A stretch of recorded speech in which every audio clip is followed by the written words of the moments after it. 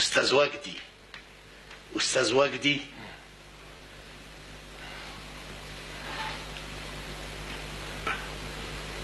ايه في حاجة يا حسنين؟ صح النوم يا أستاذي العظيم، نهارك مبارك إن شاء الله. صباح الخير. ميعاد الدواء. الدواء احنا مش هنخلص من الدواء ده ابدا.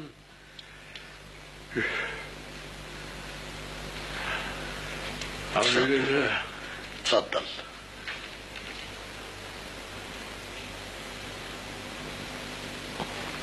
هذا طعمه مر قوي. بالشفا ان شاء الله. امال فين ابني فؤاد؟ سيدي فؤاد خرج من بدري، فات عليه رمزي زميله في المعهد وخرجوا سوا. انا خدت تعسيدة. هي الساعة كام؟ دقت 9 من شوية. على فكرة الدكتور رجب فات من حوالي نص ساعة علشان يصبح على سيادتك ويطمن عليك، فأنا قلت له إيه؟ قلت له إن سيادتك نمت بهدومك في الأنتريه وما رضيتش أصحيك. وكل حاجة تقول له عليها؟ طب وأخبي عليه ليه؟ ده أصل الدكتور رجب. الدكتور رجب كل يوم والتاني تجيبوا لي دكتور جنس. هي ايه؟ مؤامرة؟ عاملين عليا عصابة؟ وتقول ايه بقى في حبهم ليك؟ كل دكاترة مصر يتمنوا يعالجوك. لا والمصيبة انهم مش بيرضوا حتى ياخدوا مني اتعاب ولا حاجة. ده هيرجع تاني يقول لي اتعاب ايه بس يا سعادة البيه؟ دول كلهم متطوعين يخدموك بعينيهم يا فنان الشعب، يا حبيب الجماهير. حبيب الجماهير؟ ايه ده كان زمان يا حسنين.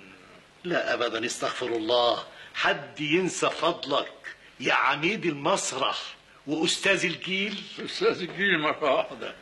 تعرف انت صحتني من حلم حلو قوي. اللهم اجعله خير. يا سلام، كنت بحلم اني بمثل على مسرح كبير رواية كيد النساء. الله اكبر. وتعرف مين البطلة اللي كانت بتمثل قدامي؟ مين؟ كانت مراتي حنيفة الله يرحمها. الله يرحمها ويحسن إليها. التياترو مليان على آخره، ولما خلصت الرواية نطوا الناس فوق خشبة المسرح وشالونا، وبين التهليل والتصخيف والهتاف. اللهم اجعله خير. يا سلام عليك يا أستاذ، يا سلام عليك في دور الرواية دي. مفيش فنان في الشرق كله يقدر يمثل الدور ده بعدك. ده بشهادة الكل. كانت أيام حلوة. فاكر أديب الملك وسارات العرب ولويس ال11 وكرسي الاعتراف والسر الهائل. كانت أدوار ثمينة. إيه حسنين يا ري، أنت بتدمع؟ اعذرني يا أستاذ، غصب عني. معلش، كل شيء له وقته وزمنه، واحنا خدنا وقتنا وغيرنا دلوقتي بياخد وقته. لا ابدا، شعبنا شعب اصيل، محدش ينسى ابدا الفنان وجدي رستم ولا عظمته. كانت ايام وانتهت. فاكر زمان رحلتنا الكبيرة لما كنا نطوف جميع البلاد العربية من أولها لآخرها؟ إزاي كانوا يستقبلونا الاستقبال العظيم ده؟ استقبال الأمراء والملوك. كنا بناخد البيت من بابه، وزملاء اللي 2 3 يناموا على سرير، وزميلات يطبخوا لنا الأكل. كانت حياة زي أسرة واحدة جماعية. كانت أيام حلوة. أيوة. أما دلوقتي الدنيا اتغيرت كتير. لكن تعرف، أيوة، ما نقدرش ننسى أبدا فضل الرواد الأول. هم دول أصحاب الفضل. زي مين؟ اللي فتحوا لنا الطريق وعملوه. مين؟ زي الإرداحي وخليل الأباني وزي أبو نضارة واسكندر فرح. أهو إذا كنت سيادتك بتفتكر بالخير كل اللي سبقوكم في خدمة المسرح لانهم مهدوا لكم الطريق، طب اديك انت وزملاتك رديتم الدين مضاعف، فرشتم الطريق بالورود للجيل اللي جه بعدكم. فرق كبير بين زمان والايام دي، والفضل لله ولك. ما كانش في مسارح، كنا بنشتغل على دكك في الشوارع في اي حته. فاكر لما اشتغلنا في شونة ملوحة هاجمنا الدبان والعقارب والناموس. ايام يسجلها التاريخ وترددها اجهزة الاعلام ويدرسوها لاولاد المدارس. احنا كنا بنقوم بهذه المهمة المقدسة، الرسالة، رسالة الفن، الثورة الفكرية، تثقيف الشعب، محاربة الظلم والاستعمار. تعرف أحسن حاجة عملتها الحكومة؟ أيوه، هي أنها ساوت مهنة الدبلوم بين خريج المعهد العالي وبين خريج كلية الهندسة وكلية الحقوق وكلية الطب، الكل في مستوى واحد. طيب ما هي سعادة البيه كل المهن دي كانت عيب هي رخرة أيام زمان، أيام الجهل. ليه؟ لأن كل اللي كانوا بيشتغلوا فيها كانوا واخدينها بالدراع، بالحداقة، بالفهلوة. يعني مثلا اللي كانوا بيشتغلوا في المحاماة العرضة حلقية، واللي كانوا بيشتغلوا في الطب المزينين وحلاقين الصحة، والممثل والأوراداتي شهادتهم ما تتقبلش في المحكمة الشرعية. إنما دلوقتي دلوقتي فرق كبير. الحكومة بتكافئ الفنان وتزين صدره بالأوسمة وتضمن له مستقبله والمعاشات وكل حاجة كل شيء. بس يعني الحقيقة في المجلات الأيام دي، اتفرج على المجلات دي وانت بتموت الضحك.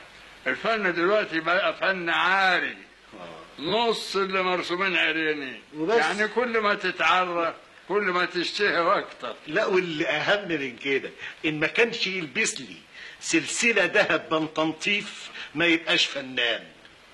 يا سلام عليك يا استاذ، كلامك في الصميم يا سيد الخشبه. بابا بابا صباح الخير. اهلا اهلا ابني حبيبي. ايدك ابوسها يا بابا. خير؟ بارك لي يا بابا، بارك لي. خير؟ ظهرت نتيجة الدبلوم التحريري وطلعت الأول على دفعتي. وحياة النبي صحيح، يا صلاة النبي، يا ألف نهار مبروك. أنا كنت دايما أقول كده، ابن الوز عوام، وما كانوش بيسمعوا كده. بوسة يا حبيبي. أنا قبل أنا كان عشم فيك كده برضه. متشكر يا بابا. فين يا أخويا بوستي؟ فاكر يا سي فؤاد؟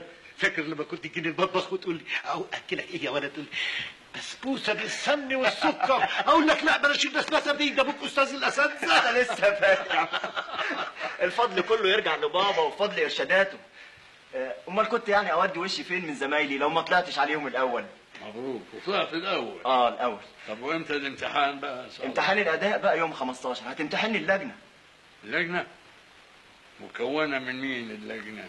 من وزاره الثقافه وبعض الادباء، منهم يا سيدي أدباء؟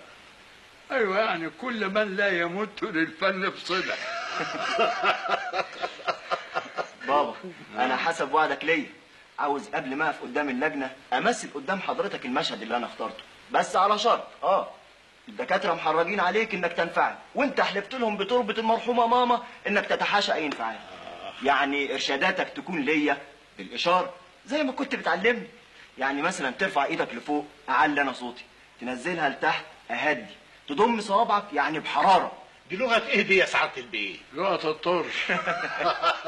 كله ده جه من قلبي، لو ما كانش قلبي ضعف كنت فضلت على خشبه المسرح لغايه دلوقتي. ربنا يديك الصحه يا بابا. ان شاء الله نشوفك قريب على خشبه المسرح. ان شاء الله يا رب.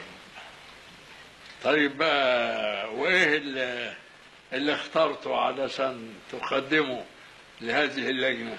مشهد الكاردينال مع ستروتسي في نهايه الفصل الثالث من كرسي الاعتراف. يا خبر، كده مره واحده؟ يعني اول ما تشطح تنطح. طبعا دي ربما تكون وقاحه مني، لكن انا اخترت المشهد ده بالذات لان حضرتك مثلته اكتر من 100 مره على المسرح، وطبعا القياس مع الفارق والعين ما تعلاش عن الحاجب. لا بتعلى يا ابني لما تورم. سامحني يا بابا، انا مش مغرور. بس انا كنت افضل انك تختار دور يتناسب مع سنك وشخصيتك. يعني انت دلوقتي تصلح لادوار الشباب، مثلا دور البطل في مجنون ليلى، في غادة الكاميليا. يعني واجب الفنان انه يختار الدور اللي يليق بيه. صحيح. على كل ان شاء الله الف مبروك. بابا بعد اذن حضرتك، انا جبت معايا 2 من زمايلي في المعهد هيمتحنوا معايا في نفس المشهد. كده هما فين؟ بره في الصالون. وصح سيبهم لوحدهم، خلوهم يتفضلوا. حاضر يا بابا. شايف يا حسنين، مش قلت لك شباب الايام دي متسرع ويوصل اوام. عايز زي الصاروخ. اتفضلوا. اتفضل. اهلا وسهلا. اهلا وسهلا. سناء عبد الخالق. صباح الخير. يا ما شاء الله. اهلا بيك. انا شفت حضرتك وانت بتمثل مسرحيه الشريده، كان عندي 6 سنين. يا من يومها صممت اكون ممثله. كده. طب هاتي بوسه بقى. وده اسمه ايه ده بقى؟ اسمه تعويضات المهنه. وده فتحي كريم، ابن الفنان بهجت كريم. انت ابن الفنان بهجت فريد؟ ايوه. ده كان زميلي في الفرقه اللي كنت عملتها في سوهاج. اهلا وسهلا. ربنا يديك الصحة وتطلع. والدك يا فنان عظيم. الله يخليك يا فندم. فتحي تقف هنا. سناء عارفه الجمله اللي هتدخلي عليها. ايوه. كده. طيب تعالى بقى هنا جنبي. تعالى هنا جنبي علشان الصالة مهوية. اعمل انت جمهور. طيب ادق لهم بقى ال3 دقات التقليديه بتوع المسرح. اهم. يا هادي. ابتدي ولا فيك ملحوظات؟ مستعدين؟ ايوه مستعد. بس انا عايز اقول لكم حاجة قبل ما تبتدوا. ايوه. التمثيل هو الواقعية، يعني دراسة الشخصية، ترسم الصورة التي طلبها المؤلف والعقدة الفنية التي يريد تنفيذها. يعني لا تخرج عن دورك ومثل الشخصية التي أرادها لك المؤلف بكل وفاء وإخلاص. طيب يعني الدكاتره محرجين عليك لا ما تخافش ما تخافش. تعال هنا جنبي بقى. ابتدي بقى. ابتدي. طيب.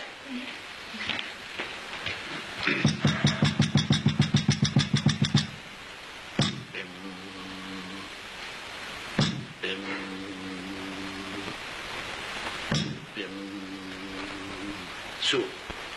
إذا ذهبت لأداء المهمة هل سأكون صديقا لبيت الميديتشي؟ أجبني. بالرزالة يا ابني بالرزالة. أندريا ستروتسي هو الفيلن، يعني الشخصية الرزلة. خليك رزل. يا بابا هترازل يا فندم. ما تخافش. حاضر نسيت تمام. قول. إذا ذهبت لأداء المهمة هل سأكون صديقا لبيت الميديتشي؟ أجبني. صداقة بيت الميديتشي لا قيمة لها الآن. انكسار انت مغلول. صداقة بيت الميديتشي لا قيمة لها الآن. صداقة بيت الميديتشي لا قيمة لها الآن بين الهتاف باسمك. الهتاف بضم الهاء ما زعلش منها المجمع اللغوي. الممثل لازم ينطق اللغة العربية الفصحى تماما. صداقة بيت الميديتشي لا قيمة لها الآن بين الهتاف باسمك ومجدك. لا بد أن تكون قد سمعت تحقير الناس لهم. مولاي، لقد كتبت الخطاب. في البيت؟ أنت هنا؟ وأين تريد أن تراني غير هنا؟ اذكر مهمتك بحق السماء. مهمتك ما زعلش منها طه حسين يا أخي.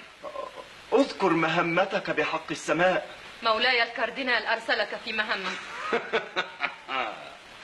مهمة مولاي الكاردينال يمكن أن تنتظر لأقوم بتحية سيدة جميلة مثلك، ولكن كيف أراك هنا؟ وأين تريد أن تراني؟ وهل يجدر بابنة الشيجي أن توجد في بيت قاتل أبيها؟ أنا لا أصدق ذلك. ولم لا تصدقين ما يقوله جميع الناس؟ يمنعني الحب. حب من؟ حب من؟ غضب. حب من؟ أنا في بيت خطيبي. خطيبك جوليانو؟ أنت تضايق السيدة ومهمتك التي تنتظر. مهمتي يجب أن تنتظر وتتوقف على هذه السيدة إذا كنت سأقوم بأدائها. وي يا إلهي، إنني أستطيع تبرئة جوليان. أنت تقدر؟ أجل، أطلب منحة. وأي منحة لا أعطيكها عن طيب خاطر؟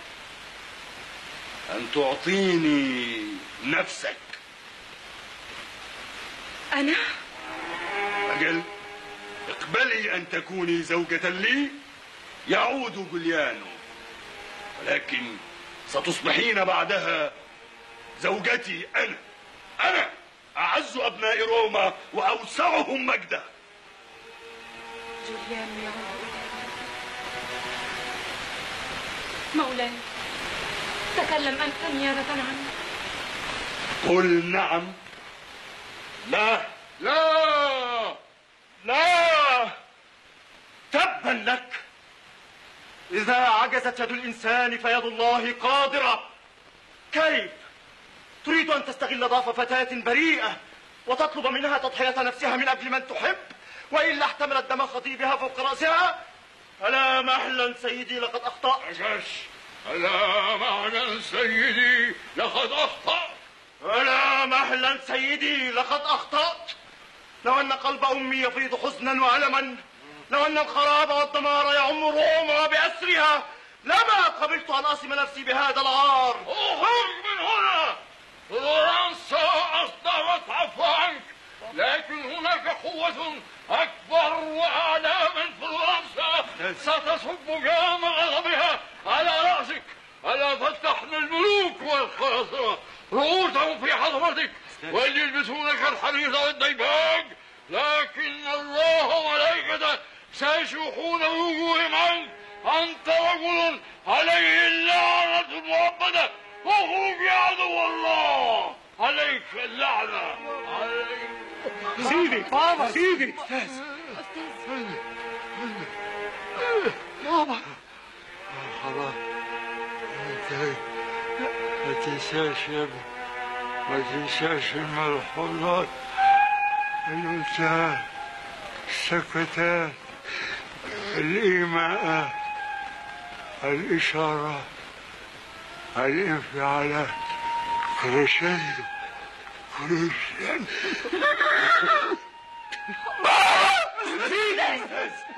سيدي حبيبي وأستاذي.